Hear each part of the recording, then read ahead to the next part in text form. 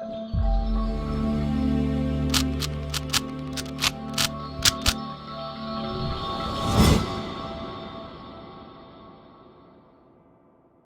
guys, welcome to Viva Classes. I hope you like my videos. If you like my videos, please like, share and subscribe our channel. आप लोगों का छोटा सा support हम लोगों के लिए बहुत वैल्यूबल है, तो अपना कीमती समय निकाल कर एक शेयर ज़रूर करिए। अगर आपको लगे कि वाकई में ये वीडियो इस फंडे पर पूरी उतरती है, दैट मीन्स हमारा फंडा यही है, कम टाइम में कंसेप्ट ज़्यादा, क्योंकि आपका टाइम बहुत कीमती है। तो चलिए फटाफट से फियोल के बचे हुए प्रिंसिपल डिस्कस करते हैं। 1 to 6 हमने पार्ट 1 में डिस्कस करा और हम 7 to 14 डिस्कस करेंगे, बट उससे पहले हमें वो 6 प्रिंसिपल रिवाइज करने चाहिए कि हमने उनमें क्या पढ़ा था। तो फियोल के प्रिंसिपल्स में पहला प्रिंसिपल था division of work and specialisation. Division of work कहता है कोई भी कॉम्प्लेक्स टास्क हो, कोई भी मुश्किल टास्क हो, कॉम्प्लिकेटेड टास्क हो, उसे डिवाइड करो और डिवाइड करके उसे जो एक्सपर्ट लोग हैं, स्पेशलाइज्ड लोग हैं, उसके ट्रेंड लोग हैं, उन्हें सौंप दो ताकि आपको एफिशिएंट रिजल्ट मिले। That is what first principle says. Second principle authority and responsibility. ये प्रिंसिपल ये कहता है कि अथॉरिटी और रिस्पॉन्सिबिलिटी में पैरिटी मीन्स बैलेंस होना चाहिए। जहाँ पर अथॉरिटी का मीन्स होता है किसी भी चीज़ को कमांड करने का राइट या पावर, और रिस्पॉन्सिबिलिटी का मतलब है जिम्मेदारी, जिसकी इंग्लिश में है वर्ड ऑब्लिगेशन। तो authority means right to command और responsibility means obligation. According to this principle there should be balance between authority and responsibility, because अगर अथॉरिटी ज़्यादा होगी तो उसका मिसयूज़ होगा, और अगर अथॉरिटी आप किसी को कम दोगे तो वो अपना काम स्मूथली नहीं कर पाएगा। तीसरा प्रिंसिपल है डिसिप्लिन, जिसमें ये कहा गया है कि मैनेजर और वर्कर को एक दूसरे के द्वारा करे गए प्रोमिसेस को फुलफिल करना चाहिए, तो ऑर्गेनाइजेशन में ऑटोमेटिकली डिसिप्लिन होएगा और वर्कर्स जो होंगे वो ओबीडियंट बनेंगे। चौथा प्रिंसिपल है यूनिटी ऑफ कमांड, जो ये कहता है कि 1 सबॉर्डिनेट के ऊपर 1 बॉस होना चाहिए। एक सबॉर्डिनेट के ऊपर एक बॉस होगा तो वो कंफ्यूज नहीं होगा। पांचवा प्रिंसिपल है यूनिटी ऑफ डायरेक्शन, जो कहता है कि मान लिया कि एक सबॉर्डिनेट के ऊपर एक बॉस है, लेकिन वो बॉस रोज रोज अपने प्लान्स चेंज करता रहता है, तो वो ठीक नहीं है। तो ये कहता है कि एक हेड है ना भाई, एक खोपड़ी है, तो उस खोपड़ी से बार बार दिमाग में नए नए प्लान्स मत निकालो, डायरेक्शन में यूनिटी रखो, यानी एक हेड एक प्लान होना चाहिए। 6 प्रिंसिपल जो हमने डिस्कस करा था, इसका नाम बच्चे भूल जाते हैं, तो इसका नाम बहुत याद रखिएगा क्योंकि आपको केस स्टडी में नाम पहचानने आते हैं। Subordination of individual interest to general interest. ये प्रिंसिपल ये कहता है कि कभी भी अगर मैनेजर का अपना पर्सनल इंटरेस्ट ऑर्गेनाइजेशन के इंटरेस्ट से कन्फ्लिक्ट कर रहा हो तो हमेशा उसे ऑर्गेनाइजेशन के इंटरेस्ट को ही इंपॉर्टेंस देनी चाहिए। बाकी इनके बारे में डिटेल अगर आपने देखना है तो पार्ट 1 की वीडियो में ज़रूर जाके देखिए और प्लेलिस्ट में जाके देखिए, वहाँ पर आपको कोई भी चीज़ सर्च करने की जरूरत नहीं है, सब चीज़ें चैप्टर वाइज सॉर्टेड है। चलिए अब देखते हैं 7th प्रिंसिपल कौन सा है। तो 7th प्रिंसिपल है हमारे पास रेम्यूनरेशन ऑफ एम्प्लॉय। रेम्यूनरेशन का मतलब होता है सैलरी, वेजेस, कमीशन, जो भी एम्प्लॉयज़ को दिया जाता है। अब ये प्रिंसिपल क्या कहता है कि प्रिंसिपल ये कहता है कि एम्प्लॉय को उसकी कैपेबिलिटी के हिसाब से, उसके वर्कलोड के हिसाब से जस्ट, इक्विटेबल और फेयर वेजेस दी जानी चाहिए। यानी अगर कोई वर्कर ओवर टाइम करता है तो कंपनी की रिस्पॉन्सिबिलिटी है कि उसको ओवर टाइम की पेमेंट करी जाए, राइट। दूसरा पर्सपेक्टिव भी ध्यान देने वाली बात है कि जो वर्कर हैं वो भी ध्यान रखें कि कंपनी की पेइंग कैपेसिटी क्या है। यानी ये प्रिंसिपल सिर्फ मैनेजर को या कंपनी को ऑर्डर नहीं दे रहा, ये साथ साथ एम्प्लॉय को भी समझा रहा है कि आपने भी ध्यान रखना है कि आपने कंपनी की पेइंग कैपेसिटी के अकॉर्डिंग ही डिमांड करनी है, अनरीजनेबल डिमांड नहीं करनी है। अगर ऐसा होगा कि दोनों एक दूसरे के साथ फेयर रहेंगे तो ऐसे में अच्छे रिलेशनशिप बनेंगे और ऑर्गेनाइजेशन की जो फंक्शनिंग है वो बहुत ही स्मूथ चलेगी, राइट। चलिए देखते हैं प्रिंसिपल 8। 8th प्रिंसिपल बहुत इंपॉर्टेंट है। That principle is centralisation and decentralisation. पहले समझते हैं कि सेंट्रलाइजेशन का मतलब क्या होता है। सेंट्रलाइजेशन का मतलब होता है किसी एक के हाथों में ही सारी डिसीजन मेकिंग पावर होना, और डिसेंट्रलाइजेशन का मतलब होता है डिसीजन मेकिंग पावर को बांट देना। अब एक एग्जांपल समझते हैं। मान लीजिए 2 फैमिलीज हैं, एक फैमिली है ये वाली और एक फैमिली है ये वाली। इस फैमिली में ये दादू है और दादू के जो भी नीचे लोग हैं उन सबको हर छोटी से छोटी चीज़ दादू से पूछने आना पड़ता है कि भैया बताइए ट्यूशन लगाएं कि नहीं लगाएं, कपड़े खरीदें कि नहीं खरीदें, घर खरीदें कि नहीं खरीदें। हर छोटे से बड़ा डिसीजन जो है एक ही पर्सन के हाथ में है। यह एक फैमिली। दूसरी फैमिली क्या है, यहाँ पे ये एग्जाम्पल इसका नहीं है। एक फैमिली ऐसी है जिसमें कोई किसी से कुछ नहीं पूछता, सब अपने आप ही सब कुछ कर रहे हैं। That is what decentralisation. Everything is decentralise, यानी जो मन करता है वो करिए, किसी से पूछने की जरूरत नहीं है। अब आप मुझे बताइए दोनों फैमिलीज में से बेस्ट फैमिली कौन सी है। तो जवाब सोच के कई लोग कहते हैं कि भाई जो फैमिलीज में दादू सारे डिसीजन लेते हैं, तो वो भी ठीक नहीं है देखिए, क्योंकि छोटे छोटे डिसीजंस में अगर दादू से पूछा जाएगा तो डिले हो जाएगा। हाँ, बड़ों को रिस्पेक्ट देनी चाहिए, बड़े डिसीजंस जैसे घर खरीदना है, शादी करनी है, गाड़ी लेनी है, कोई बड़े डिसीजन, लेकिन ट्यूशन लगानी है, कपड़े लेने हैं, पैसे चाहिए, उसके छोटे छोटे जो हैं वो बाकी सब में क्या होने चाहिए, डिसीजन कहीं ना कहीं डिसेंट्रलाइज होना चाहिए। तो अकॉर्डिंग टू दिस प्रिंसिपल, ये प्रिंसिपल ये कहता है कि जो मेन हेड है वो अपने पास टॉप में कुछ कोर डिसीजन रख ले, बाकी सब डेलीगेट कर दे। तभी तो आपने देखा है कि आपके पास हायरार्की बनती है ऑर्गेनाइजेशन की। देखिए, ये है कंपनी का ऑनर, इसने क्या किया, इसको अपने पास 4-5 डिसीजन अपने पास रख लिए कि ऑब्जेक्टिव तय करूंगा, स्ट्रैटेजी बनाऊंगा ऑर्गेनाइजेशन के लिए, लेकिन बाकी डिसीजन उसने 2 पर्सन को बांट दिए, इस डिपार्टमेंट को और इस डिपार्टमेंट को। अब इस डिपार्टमेंट के पर्सन ने भी क्या करा, मुझे 5-6 काम करने पड़ते हैं, तो कुछ मैंने अपने पास रख लिया, सेंट्रलाइज रख लिया, बाकी के मैंने डेलीगेट कर दिए। डेलीगेट का मतलब होता है ट्रांसफर कर दिए, ये काम करेंगे। तो इससे क्या हो रहा है, आपके पास देखिए टॉप लेवल, मिडिल लेवल और लोअर लेवल तैयार हो रहा है, यानी लेवल्स तैयार होते हैं। तो इस अप्रोच का क्या फ़ायदा है कि जो पर्सन है वो अपनी कोर चीज़ों पे ध्यान दे पाएगा। अगर ये सारे डिसीजन खुद लेगा, कोर यानी इंपॉर्टेंट डिसीजन भी और नॉन कोर मतलब नॉन इंपॉर्टेंट भी, तो शायद ये उतना एफिशिएंट नहीं हो पाएगा। तो according to this principle, centralisation और डिसेंट्रलाइजेशन का बैलेंस होना चाहिए, पैरिटी होनी चाहिए। तो सेंट्रलाइजेशन का मतलब होता है कॉन्सेंट्रेशन, कॉन्सेंट्रेशन का मतलब है एक जने के हाथ में, जैसे देखिए इसमें हो रहा है concentration of decision making authority by the top management, यही सब कुछ डिसाइड करेगा। जबकि डिसेंट्रलाइजेशन का मतलब होता है डेलीगेट कर देना अथॉरिटी को, ठीक है ना। जैसे जैसे ऑर्गेनाइजेशन ग्रो करती है तो डेलीगेशन की नीड बनती ही है। ए पहले एक छोटी सी शॉप चलाता था, अब वो मॉल चलाता है, तो शॉप चलाना और मॉल चलाने में फ़र्क है ना। तो वो अकेले डिसीजन ले लेता था पहले, लेकिन अब मॉल चलाने के लिए उसको डेलीगेट करनी ही पड़ेगी अथॉरिटी रिस्पॉन्सिबिलिटी, राइट। तो ये प्रिंसिपल ये कहता है कि there should be balance between centralisation and decentralisation. Major decision को सेंट्रलाइज रखिए, जिनको हम कोर डिसीजंस भी बोलते हैं, कोर डिसीजंस यानी इंपॉर्टेंट डिसीजन, और जो रूटीन नेचर के वर्क है या नॉन कोर है उन्हें क्या कर देना चाहिए, डिसेंट्रलाइजेशन कर देना चाहिए, राइट, यानी डेलीगेट कर देना चाहिए। अब है हमारा 9th principal. Now 9th principal क्या कहता है, स्केलर चेन। स्केलर चेन कहता है कि ऑर्गेनाइजेशन में बातचीत करने के लिए एक फॉर्मल कम्युनिकेशन होता है। देखिए यहाँ पर क्या है, यहाँ पर अगर F को A से बात करनी है तो डायरेक्ट F A से बात नहीं कर सकता। देखिए पहले F B को बोलेगा और B A को बोलेगा, because there is a formal communication, right, official communication है। यहाँ पर ऐसे नहीं होता कोई भी किसी से भी बात कर लेगा। अब एक स्टूडेंट है, उसे प्रिंसिपल से बात करनी है या ट्रस्टी से बात करनी है स्कूल के, तो वो डायरेक्ट बात नहीं कर सकता, उसे अपनी प्रीफेक्ट को बोलना पड़ेगा या क्लास टीचर को बोलना पड़ेगा। क्लास टीचर वाइस प्रिंसिपल को बोलेगी, वाइस प्रिंसिपल प्रिंसिपल को बोलेगी, तब जाके ये बात कम्युनिकेट होगी। तो there is an official channel जिनसे बात होती है। तो स्केलर चेन का मतलब क्या होता है, formal line of authority, highest से लोएस्ट की तरफ। अब देखिए यहाँ पर ए की 2 लाइन ऑफ अथॉरिटी है, ए बी को ऑर्डर करेगा, बी सी को ऑर्डर करेगा, सी डी को, डी ई को ऑर्डर करेगा। सिमिलरली ए सी को ऑर्डर करेगा, सी एम को, एम एन को और एन ओ को।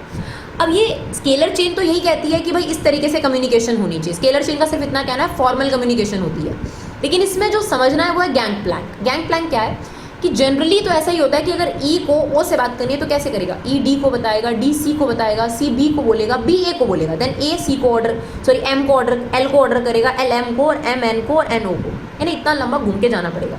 लेकिन अगर कोई डिसीजन बहुत जल्दी लेना ज़रूरी है, ये मार्केटिंग टीम में है, ये मार्केटिंग टीम में इमरजेंसी है, डिले नहीं होना चाहिए ऑर्गेनाइजेशन में, टाइम नहीं लगाना, तो ऐसे केस में ये दोनों जो डिपार्टमेंट्स हैं ये एक दूसरे से डायरेक्ट बात कर सकते हैं। इसे बोलते हैं गैंग प्लैंक। ये स्केलर चेन की एक्सेप्शन है, मतलब यहाँ स्केलर चेन नहीं लग रहा, यानी आपको इस तरीके से होकर नहीं गुजरना, अपने डायरेक्ट बातचीत करनी, राइट।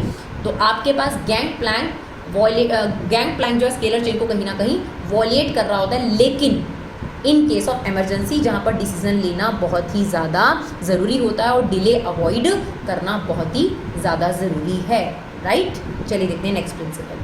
फिर आता है हमारा 10th principle, that is order. ये प्रिंसिपल क्या कहता है, a material and people must be suitable places, यानी सामान को उसकी सही जगह पे रखिए और जो भी एम्प्लॉयज़ हैं उनको उनकी सही पोजीशंस और पोस्ट दीजिए, क्योंकि हर चीज़ का ऑर्डर सही जगह पर होना बहुत ज़रूरी है। घर में बहुत बार होता होगा, कीज़ आते हैं लड़के, स्कूटी लड़कियाँ कुछ भी कह लीजिए, खासतौर पे मेरा बॉयज़ को इंडिकेट करने को कोई पर्पस नहीं है, पर जनरली क्या होता है कि जब वो बाइक या स्कूटी पर आते हैं तो स्कूटी की चाबी कहीं भी रख देते हैं, फिर मम्मी कहाँ रखी है।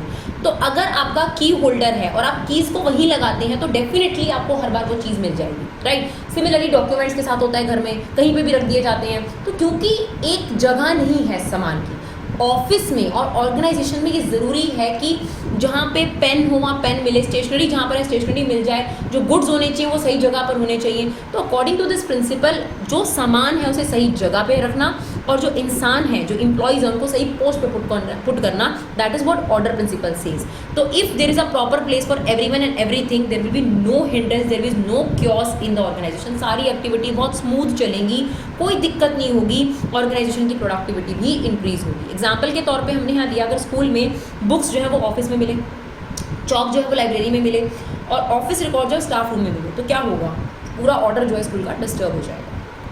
नाउ 11th प्रिंसिपल है हमारा इक्विटी। इक्विटी प्रिंसिपल क्या कहता है कि एज अ मैनेजर आपकी रिस्पॉन्सिबिलिटी है कि जो आपके सबॉर्डिनेट्स हैं उनके साथ किसी भी तरीके का कोई डिस्क्रिमिनेशन नहीं होना चाहिए, कोई भेदभाव नहीं होना चाहिए किसी भी तरीके से, चाहे वो रिलीजन है, चाहे वो लैंग्वेज है, चाहे वो कास्ट है, चाहे वो नेशनैलिटी है, उनको इक्वल ट्रीटमेंट देना चाहिए। अब एक एग्जाम्पल के तौर पर एक मैनेजर है, उसके नीचे 2 सबॉर्डिनेट हैं, एक को दोनों सेम लेवल पे काम करते हैं, दोनों का सेम वर्क प्रोफाइल है।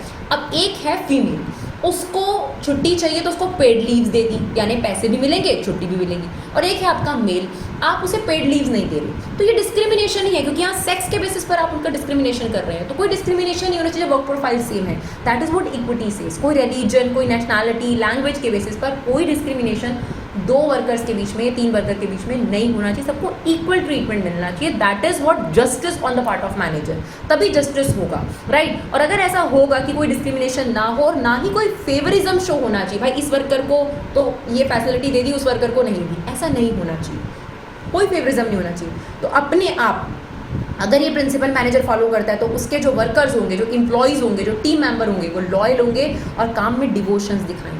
आप देखिए मल्टीनेशनल कंपनीज होती है, उसमें डिफरेंट नेशनैलिटी के लोग काम करते हैं, कोई दिक्कत नहीं होती, बहुत स्मूथ एटमॉस्फेयर होता है। तो यही ये प्रिंसिपल कहता है, there should be no discrimination against anyone on the basis of religion, language, sex, caste, nationality etcetera, right. चलिए देखते हैं नेक्स्ट प्रिंसिपल 12 और 13। 12 प्रिंसिपल है हमारे पास स्टेबिलिटी ऑफ पर्सनल, इसका दूसरा नाम स्टेबिलिटी ऑफ टेन्योर भी है। यहाँ लिखा है हमने स्टेबिलिटी ऑफ टेन्योर। क्या मतलब होता है कि अगर आपने एम्प्लॉयज़ को प्रॉपर सिलेक्शन प्रोसीजर का इस्तेमाल करके, भाई इंटरव्यू होता है, पहले आप नॉर्मल इंटरव्यू लेते हो, फिर रिटर्न टेस्ट लेते हो, फिर आप फिर हायर लेवल ऑफ इंटरव्यू होता है, फिर आप उसका मेडिकल टेस्ट करते हो, इतना सब करने के बाद, इतना पैसा खर्च करने के बाद, टाइम खर्च करने के बाद आपने एम्प्लॉय अपॉइंट किया और फिर आपको बाद में लगे कि भाई ये तो काम ही नहीं कर रहा है, इसको निकाल दो, ये नहीं होना चाहिए।